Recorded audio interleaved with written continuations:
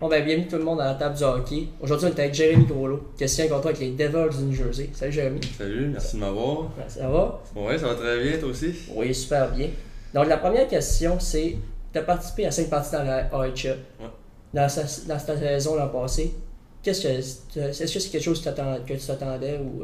De finir la saison là-bas, plus Ouais. ou moins, dans le sens que je me concentrais pas du tout là-dessus. Je me concentrais surtout avec les Saguenay, qu'est-ce qu'on devait faire en séries éliminatoires. On jouait contre Rimouski, donc Mhm. on savait que ça allait être une grosse rivalité, puis ça allait être vraiment une belle série qu'on devait vraiment se préparer pour ça. Donc je me concentrais pas du tout sur Binghamton, mais malheureusement pour Chicoutimi, ça a mal tourné. On a quand même été en quatrième prolongation. La veille, on avait été en prolongation aussi. Puis ça finit qu'on est sorti plus tôt qu'on a voulu. Mhm. Puis, mais malgré tout, par la suite, je veux dire, j'ai quand même été chanceux. Il y a des gars que ça se terminait là pour leur saison. Puis Mhm. moi, j'ai été appelé par Binghamton. Donc j'étais super heureux de ça. Mhm. Donc, c'est un beau passage à voir en plus que de puis marquer ton premier but professionnel. Ouais. Est-ce que tu pensais pouvoir marquer ton premier but aussitôt dans ta saison? Encore une fois, je pense que je focusais pas trop là-dessus. Je pense pas que c'était vraiment qu'est-ce qu'on me demandait de faire. Je pense que c'était comme à Chicoutimi, c'était vraiment de bien jouer défensivement. Puis c'est vraiment là-dessus que je m'étais concentré au début. Mais c'est comme drôle un peu, ce matin-là, justement, j'avais un drôle de pressentiment que j'allais justement faire un but. Fait que ça a comme bien à donner. Puis c'est ça, ça a été une belle partie pour moi aussi. Lors de tes années d'éligibilité au repêchage national, tu as été ignoré. Est-ce que c'est quelque chose qui t'a permis d'être plus fort pour avant la suite? Ouais, je pense que oui, définitivement. C'est sûr que je pense que quand t'es jeune, tu rêves vraiment de te faire repêcher et puis vraiment de grandir avec une organisation. La saison que j'avais eue là avec Chicoutimi a été plutôt difficile avec moi, autant sur le plan physique, je m'étais blessé en début de saison, mais aussi sur le plan mental, je pense que j'étais pas tout à fait à point. Ce que j'ai vraiment travaillé justement dernièrement, suivant justement ça quand j'allais arriver à New Jersey. Puis, mais c'est ça, le fait que je me sois fait appeler puis qu'il y avait l'intérêt pour moi, ben, ça m'a vraiment donné une deuxième chance. Puis je m'étais comme convaincu que je devais prendre cette chance-là, puis je devais pas lâcher. Mhm. Lors de tes années de repêchage de la LHMQ cette fois-là, tu as été repêché 17e au total. Qu'est-ce que tu peux nous dire sur toutes tes années de la LHMQ à Chicoutimi? Je pense que ça a vraiment été une belle carrière junior qui, en tout cas, jusqu'à maintenant n'est pas terminée. On va voir la suite des choses, mais ça a vraiment été 4 belles années jusqu'à maintenant à Chicoutimi. Le fait que je me sois fait repêcher, c'est-à-dire en première ronde, c'était vraiment spécial pour moi aussi. Avec une belle organisation comme Chicoutimi, ils ont une belle histoire aussi. J'étais vraiment content pour ça. Puis par la suite, on parle souvent de sentiment d'appartenance dans l'organisation. On parle de Zachary Lavigne qui a commencé aussi avec Chicoutimi, qui a fini là, de Frédéric Allard aussi qui a fait la même chose. Je pense vraiment que c'était spécial. Puis Chicoutimi a vraiment aidé à mon développement en tant que joueur de hockey dans le junior. Ok, ben là, lors de tes années dans la LHMQ, tu as pu jouer contre plusieurs bons joueurs. Lequel t'a plus épaté? Que ce soit hors glace ou sur la glace. J'irais pas plus contre qu'avec. Moi, j'irais avec Nicolas Roy. Ok. Parce que Nicolas Roy, c'était autant sur la glace qui était impressionnant que hors la glace. On voit pas vraiment en dehors de la glace les partisans, je parle. Là. Mais sur la glace, il était super constant. Il aidait vraiment au succès de l'équipe. Il était vraiment incroyable comme joueur. Mais aussi en dehors de la glace, que les personnes ne voyaient pas, c'est qu'il était vraiment, vraiment concentré sur ce qu'il devait faire pour devenir un meilleur joueur. C'était sur le sommeil, il se couchait tout le temps tôt. Sur sa nutrition, il mangeait tout le temps, tout était calculé, puis il faisait vraiment attention. Donc je pense que c'était vraiment ça. C'était pas vraiment quelqu'un qui parlait beaucoup, mais juste par son exemple, par ce qu'il faisait, c'était vraiment beau à voir, puis c'était vraiment ça, le joueur spécial pour moi. Ok. Mais avant de signer ton contrat avec les Devils l'été dernier, tu as été invité au 4 perfectionnement. Qu'est-ce qui t'a permis de décrocher un contrat selon toi? Je pense que c'est un peu, justement, je parlais de mentalité tout à l'heure avec Chicoutimi qui avait été plus difficile parce que j'avais mal débuté la saison, comme j'avais dit, j'avais été blessé. Donc mon mental n'était pas tout à fait à point. Puis durant l'été, j'ai vraiment focusé là-dessus. Je me suis dit, ok, ben là, il faut que je devienne plus constant. S'il y a de quoi qui va mal, il va falloir que je revienne en force.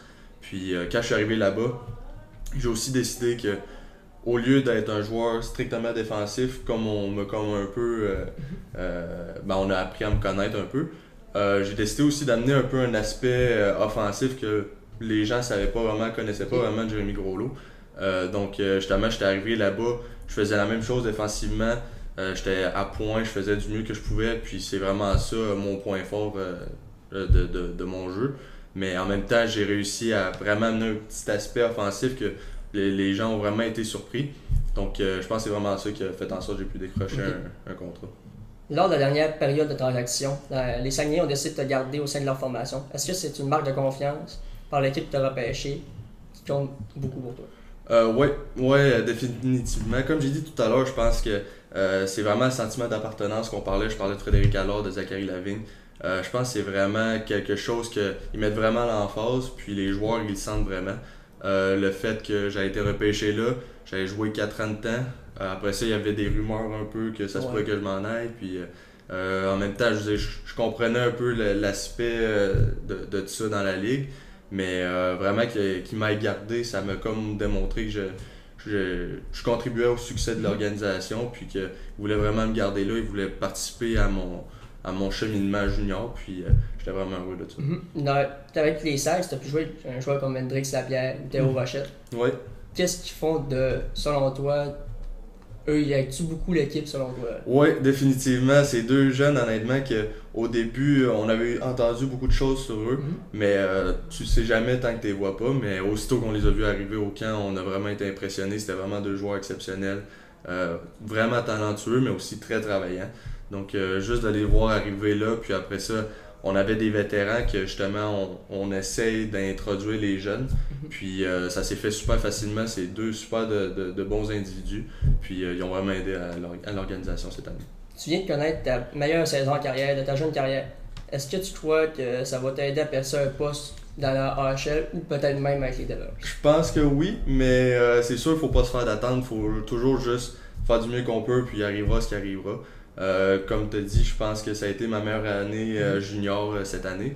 Puis j'ai juste l'intention de continuer là-dessus. Mais c'est sûr que, je veux dire, dans la Ligue nationale, il y a une grande marche à prendre avant de se rendre là. Puis, mais c'est ça. Éventuellement, c'est sûr que je pense que ça va aider. Lors de la dernière année, tu as réussi à établir un record de concession chez défenseurs, marquant 2 buts rapides avec les Saguenayens. Est-ce que c'est quelque chose que tu pensais pouvoir établir un jour? Non, définitivement pas. Comme j'ai dit, je pense que je suis connu surtout comme étant un joueur défensif. Mais je pense que ça, c'était surtout un accomplissement d'équipe qui est arrivé dans le sens que le premier but que j'ai eu, c'était une super de belle passe de Duchamp qui avait eu quand j'ai coupé en arrière de tout le monde. Puis la deuxième, je pense que c'est juste qu'on a gagné à la mise au jeu tout de suite. Je suis rentré à bleu, j'ai pris un tir. Je pense que c'est juste le gardien de but qui s'en attendait pas du tout. Donc j'ai quand même été chanceux pour ça. Mais c'est ça, c'était vraiment, je pense, je vois plus ça comme étant un accomplissement d'équipe, d'organisation que juste individuellement. Okay. Là, ok, dans le fond, comment tu trouves les partisans à Chicoutimi? Sont-ils passionnés énormément? Oh, ils sont vraiment passionnés, c'était incroyable comme partisans qu'est-ce qu'on avait cette année. Puis aussi les années passées, tu sens vraiment qu'ils sont toujours là, même si les moments sont difficiles ou justement si ça va bien. J'ai comme connu les deux côtés de la chose, étant dans le sens qu'on avait Nicolas Roy, Frédéric Allard, on avait des joueurs comme ça, où est-ce que ça allait super bien, où est-ce qu'on s'est rendu quand même loin en série. Là, les partisans étaient fous dans les estrades, c'était vraiment le fun à jouer. Mais aussi dans les moments où est-ce qu'on reculait un peu, on allait chercher des jeunes joueurs, puis on savait que ça allait être plus difficile, il fallait les intégrer un peu. Mais on a senti tout de suite pareil à quel point les partisans aimaient l'organisation, puis ils étaient fiers d'être ici. Ok, mais on va passer au segment de la question du partisan. La question du partisan, dans le fond, c'est un segment où le monde, nos supporters sur Facebook nous regardent, nous posent une question, le joueur en question. Donc aujourd'hui, c'est toi. On va commencer de la première, c'est Maxime Bérubé. C'est quoi ta préparation d'avant-match? Habituellement, je prends un gros dîner à 1h30. Okay. Ça, c'est vraiment ce que je fais à toutes les fois. 1h30 pile, je commence à manger. Après ça, je m'en vais me coucher. Quand j'arrive à l'aréna, j'arrive environ 3 heures en avance. Puis quand je m'habille, ça a toujours été la même chose. Je commence toujours du côté gauche. Okay. Donc, que je me mets les jambières, ça va être côté gauche, patin, côté gauche.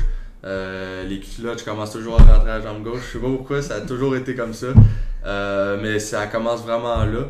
Je suis pas un gars qui écoute de la musique plus qu'il faut. J'aime ça être assez calme. Donc je reste pas souvent dans la chambre parce qu'on a souvent aussi des systèmes de son où est-ce que les gars ils jouent de la grosse musique. Moi je vais souvent ailleurs. tout le temps un peu de soccer aussi avant. Je pensais classique joueur de hockey, mais j'aime ça faire ça aussi. Puis après ça, ben, ça glace, ça arrive comme ça. Là. Ok, on va passer à la deuxième question. Un nom de Maxime, cette fois-ci c'est Maxime Bouchard. Aimerais-tu mieux aller jouer avec les Devils de Binghamton ou dans la HL ou de retourner avec les Sides de continuer ta carrière junior? C'est difficile, mais en même temps, pas vraiment, dans le sens que on veut toujours aller plus loin. Donc, c'est sûr que j'aimerais ça. J'ai déjà fait mes débuts professionnels, mais j'aimerais vraiment ça jouer avec Binghamton. En même temps, c'est un peu triste parce que, comme j'ai dit tout à l'heure, j'ai passé 4 ans à Chicoutimi. Je sais qu'est-ce qu'ils ont fait pour moi. Donc, ils ont vraiment participé à mon développement. Mais en même temps, je veux dire, il y a des chances que je revienne à Chicoutimi comme il y a des chances que j'aille à Binghamton. Donc, c'est sûr que sur le point de vue professionnel, dans le sens qu'est-ce qui serait mieux pour moi, je sais pas tout à fait c'est quoi qui serait mieux, mais qu'est-ce qui serait plus impressionnant, on va dire, ou qu'est-ce qui va me plus rapprocher un peu à mon but. J'ai l'impression que ça serait vraiment à Binghamton, mais en même temps, je veux dire, à Chicoutimi, je serais pas déçu de retourner là, étant les 4 dernières années que j'ai passées là. En plus, on a une grosse équipe qui va sortir l'année prochaine, puis on risque de vraiment être une bonne équipe compétitive. Si, mais pour conclure l'entrevue, qu'est-ce que tu pourrais dire aux jeunes qui veulent suivre Jérémy Groslot, dans le fond, pour suivre comment prendre le pas que tu as pu commencer? Comment se rendre jusqu'à... Ouais, ok. Ben dans le fond, je pense que c'est juste de jamais lâcher. C'est sûr, je connais pas un joueur ou à peu près qui a eu une carrière de hockey autant dans les mineurs que quand il était professionnel, que ça a été parfait du début jusqu'à la fin. C'est tout le temps, il y a tout le temps des hauts et des bas. Je pense que moi justement, je parlais tout à l'heure que j'avais eu des difficultés mentalement à vraiment me préparer après un événement un peu négatif. Puis justement, j'ai travaillé là-dessus, mais à cette heure, c'est vraiment juste de rester constant du début jusqu'à la fin, de faire du mieux qu'on peut. Puis éventuellement, il y a quelqu'un qui va remarquer tes efforts, qui va remarquer quelque chose de spécial chez toi, puis ça va payer. Bon, ben merci beaucoup, Jérémy. Merci à toi. Merci d'avoir accepté, puis on se dit à la prochaine. À la prochaine.